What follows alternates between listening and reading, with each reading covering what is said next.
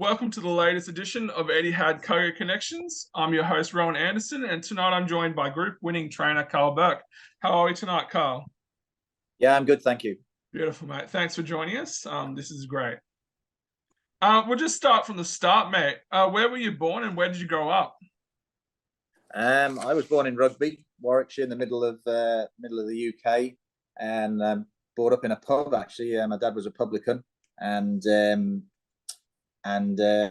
got my interest really in racing and horses from. It was a big Irish pub, and there was always gambling and horse racing on a Saturday, and a lot of gambling going on in the pub. So it sort of sparked my interest from there. That's a really good place to start the interest. Being from down in Australia, they go together, you know. Yeah, exactly. And so you got interested in horse racing through that means. How did you actually get your foot in the door, and at what age did you get involved in the industry? Apologies, I'm just following a horse through here on the sales, but we've got a couple of minutes. That's grand. Well, basically from the pub, there was a jockey called Ian Johnson. That's a while ago now, in the 70s. He rode for Arthur Budget, and he was from Rugby as well, where I was from, and his dad used to come into the pub. So Ian, during the winter when there was no racing, used to come in, and he gave me I remember going to a riding school with him when I was about 12 or 13, and he gave me a few tips and what to do and what not to do on the back of a horse, and it went from there really.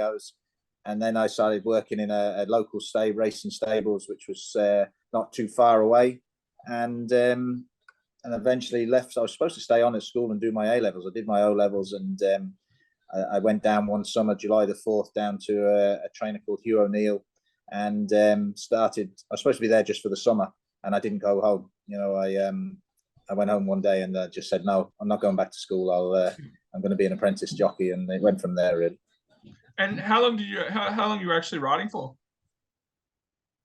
I only had 5 rides on the flat. I was always going to be too heavy for that, and then I went jumping at the age of about 18. I had my first ride over jumps, 19, and I only rode for about 10 years professionally. Yeah, nice. And you got your training license in 1991? 91, I think. Yeah, we were doing. We started doing liveries and pre-training for a few owners and trainers that I knew, and I never wanted to train. I'll be honest. Okay. And then I got the interest of. I enjoyed preparing the horses and feeding them and getting them looking well, and quite a few of the owners and trainers were very happy with the horses that went back to them, and a few owners said, as they do, if you ever start training, we'll support you, and so that tempted me in. And of course, when I did start training, they never supported us, but that's the usual story.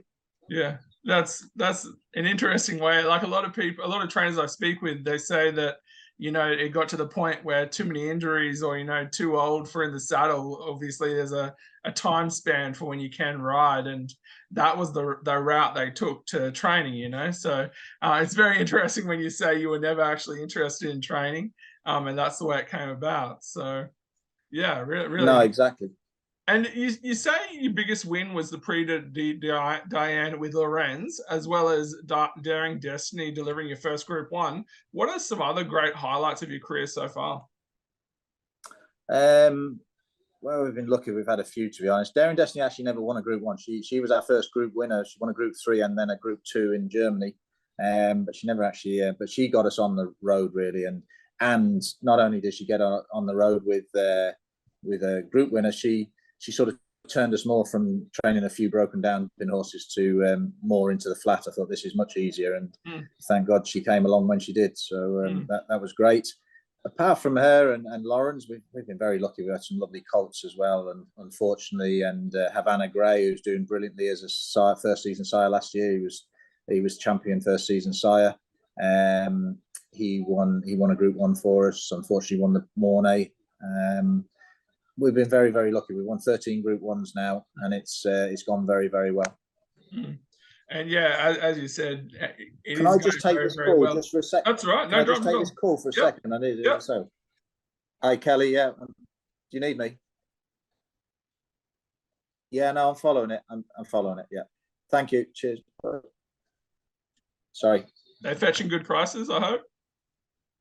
No, it's a pretty poor sale. I'm not there. The first Really? one's just going in now, actually. Oh, geez, I've actually just bought into my first racehorse. So Really? she races for the first time in my state about an hour from where I live tomorrow night. So should be Best good. of luck She's with that. a little 3-year-old filly, so she should go all right. She's only had 3 starts for, I think, a third. Who trains that for you? Who trains it? Mark Curry. Yeah. Yeah. All right. Yeah, I've heard the name. In Toowoomba. Yeah. Yeah. So yeah, it should go out. And so now you prepare Al Qareem for the Saudi Cup.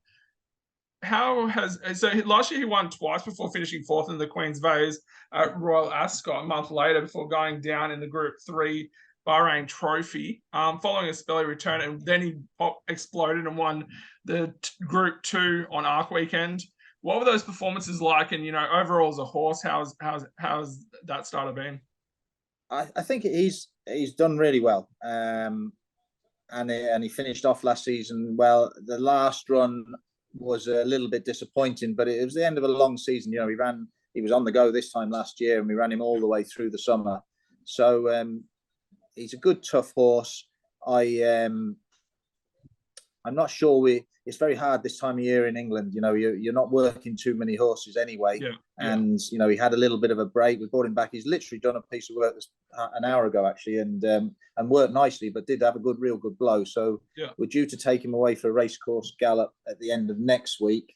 And fingers crossed he'll run a big race. He's a tough horse and he's an honest horse. So I'm sure he'll run a race as long as he's fit enough. And I think he will. I think he'll equip himself very well. Whether he's quite good enough to win, the tempting thing to going out there is the prize money. Obviously, it's huge, and if he can finish 3rd or 4th, then he's going to pick up a career best prize. Yeah, and still worth the trip, definitely. So, how did he come to be with? How did he come to be with the stable, and how long have you had him for? I bought him out of the Shadwell dispersal after Sheikh Hamdan died. There was a huge dispersal worldwide, I suppose, in Australia as well. And he was there. He was recommended to me, and as an unraced horse, an unraced 2-year-old. So I saw him down at the sales, and he's a lovely big stamp of a horse. And we tend to train more, or certainly have more sprinting type horses in the yard. So it was nice to get a horse with a bit of potential to stay a distance. Yeah, and as you said, with the dispersal from the Shadwell stud, there's a lot of horses popping up in the Saudi Cup as well. I spoke with George Bowie earlier in the week, and missed the cuts on target for that huge one as well. You said that your future plans for him were you were considering either taking him to Saudi or possibly the Gold Cup on Dubai World Cup night. Was the prize money the biggest motivator to take him to Saudi? It was, yeah. I think so. It's you can't ignore it, can you? And you're always looking for horses. Yeah, insane. You're always looking for horses that can compete in those meetings, and he's an obvious one. I would prefer to be, certainly after a run back, I'd prefer to be running him probably a mile 4, mile 5, even mile 6. But he's not guaranteed to stay that trip. Although he's not a slow horse. I remember Ryan Moore, after he won on him in the Group 2 in France, said he's quick enough to win over 1.5 miles on slow ground.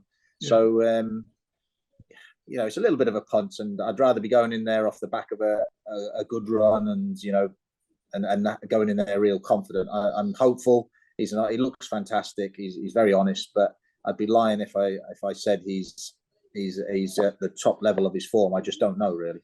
Yeah, and Nick, we'll talk about Nick Bradley as an owner. I've spoken to a lot of trainers who say that he's one of the most passionate, keen owners. Loves to be, know what's going on and be involved. What are your thoughts on him as an owner in terms of the Nick Bradley racing group? Nick's a bit of a one-off. He's very, very passionate, hard-working, and he works the sales very, very hard. I do a lot of work with him at the sales. And he's been very successful at what he does. Yep. We actually bought this particular horse, Al Qareem, and sold it on to him. I did put him to a few of our other owners, and they declined. So I didn't. We still own half of him, or 50% of him. So I didn't want to get left with all of him at the time, so invited Nick in to join us, and obviously he's delighted he has. It's won a lot of prize money last year. But no, going back to Nick, he's a good guy to be involved with. He can don't think it's any secret. He can rub people up the wrong way sometimes. But he's pretty focused. I don't think he means anything by it. He's just very focused around the sales and around the racetrack. And are you only taking the one to for the Saudi campaign? Yeah, I was hoping the Holloway boy, we sort of had him penciled in to go. We had him penciled in to go for their derby over the mile. It was very much, again, money orientated, a huge prize. Yeah. He's a Guineas horse, and it might seem a very strange thing to do, and it probably was a strange thing to do, to run him on dirt. But the dirt out in Saudi, I was out there last year, and it's very kind. It's not a harsh dirt, and obviously Mishrif, European horse, went there and won there twice on it. All the jockeys thought the kickback isn't severe. So I just thought, if we go out there and have a crack at it for the money, we still had 2 months to bring him home and prepare him for the Guineas. And I was keen at the time to give him a prep run before the Guineas, but he just hasn't quite, we can't quite get him there. He's not there, and we're not going to go with him. But he was the other horse to take. And how large is the stable currently? How what, sorry? How large is the stable currently? We have 128 boxes here at the moment. They're all pretty full. We're in the process of adding a few more to that. But if I'm honest, I never wanted to get this big, and I never thought we would be capable of getting this big. But the last sort of 5 or 6 years have gone particularly well, and horses are hard to turn down when you're being offered the caliber of horse that we're being offered. So we're very busy, very full. But it's exciting. It's a good problem to have. And who are some, aside from Holloway Boy and Qareem, who are some other stars or, up and comers, even your youngsters that you have in the stable that people should keep an eye on going forward? We're very lucky that we've got several lovely 3-year-olds, which hopefully will make some of the classics. Very good filly called Electric Eyes by Siuni. She was second behind John Gosden's favourite for the 1,000 Guineas, and in our opinion, probably should have beat her that day. So she'll head for the Guineas. Swing Along, who's a Group 2 winner owned by Sheikh Juma. She could end up in the Guineas. Might just be a bit of a short runner. She'll stay 7, I think, and she'll go for one of the 7 furlong trials. But and if she performs well in that, she'll go for the Guineas. But question mark over the trip for her. In the Colts, in the 1,000 Guineas, we've got Flight Plan. He's a possible for that. There's also, I'm just looking at the board as we speak, there's another horse there that's just completely gone out of my mind. Well, Flight Plan would be hopefully a Guineas horse, and then we've got a couple of very nice 3-year-olds aiming for the Commonwealth Cup at Royal Ascot. Marshman, he was second in the Gimcrack. Colt by Harry Angel. Cold Case, another very good sprinting horse by Showcasing. So and then we have a few nice older horses as well. Dramatized, she's another 3-year-old who was second in the Breeders' Cup. She'd be aimed at this year's Breeders' Cup, but hopefully via Royal Ascot and maybe the Nunthorpe as well on the way. And across the board, we've got a very strong team. Yeah, it sounds. And what's the plans for Qareem in terms of travel? When does he head out to Saudi? And is it only the one and done and then head back home? Or what's the plans for him in terms of pattern? Yeah, he'll, I think the plane is due, slightly conflicting, either the 17th or the 19th. I'm not sure. The office was told originally the 19th, and then we were told the 17th. So by the end of next week, basically, 7 or 8 days before we're due to run. And he'll come back. Hopefully, if he runs well enough, he'll get an invite out to World Cup. But he'll have to come back. I think I'm not sure they're trying to change the quarantine rules, but at the moment, I think it's hard that they won't allow the horses to travel from UK to Saudi and then Saudi to Dubai. They have to come back to the UK. That's the way I understand it at the moment.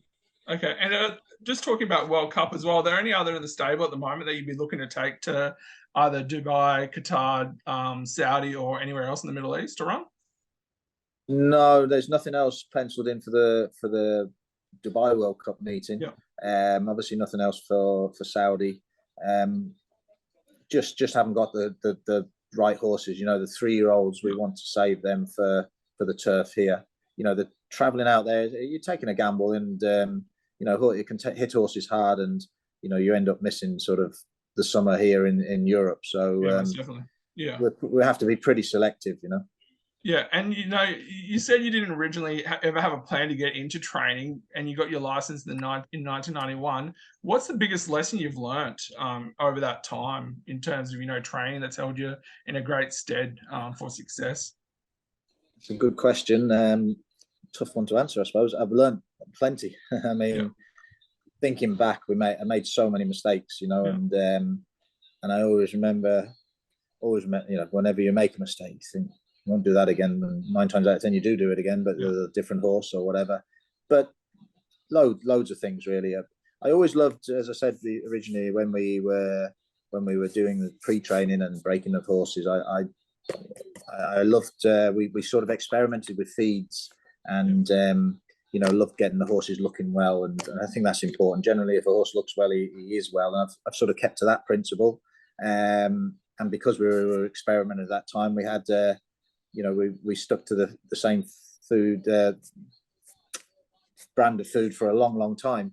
Funny enough, we did change it there a year ago, but that was after 20 years on the same feed, and last year they really took off. So maybe I've got it wrong all that time anyway. But you know, we had a lot of success on the feed for the first sort of 20-25 years of training. I'm a great believer. There's no right or wrong way to train a racehorse. You know, any fool can get a horse fit, but I think it's important to the balance between your feed regime and your training regime. I think that's the key, and you have to get that right. You know, you could feed well but not get the right amount of work into them, or you could feed well and do too much work with them. And you know, there is a balance there. And I'm a great believer in that. And in 1991, in that first season, how many horses did you start with? In 1991, 9. I think you had to have, at that time, you had to have 9 or 10 on your license to get a license. But I think out of the 9 or 10 we had, I think 4 or 5 of them were broken down. We just had them out there as numbers, you know, just to get us a license. So we were pretty thin on the ground. Yeah, and if you could win any race in the Middle East or the world, what would those races be in terms of aspirational goals? As far as UK, I'd love to win a classic here. We were lucky enough to win the French Oaks with Lawrence, and we've been second in the Derby. I'd love to win a Derby. It's a great occasion. We've been second in the Guineas with Lawrence as well. So you know, the Guineas or a Derby would do fine. And I just my last question. I also read on your website as well that a huge aspiration for you would be to bring one down here and let them loose on our turf down here. Yeah, no, I mean, I've been lucky enough to travel to Australia and been to the Melbourne Cup a couple of times just as a spectator, and yeah, I know I really would like to send a horse down there, but again, it's you have to have the right horse, the right connections to go down there. It's a huge trip, but yeah, that'd be a great ambition, and who knows, Qareem may be a horse that might take us there this autumn or your spring.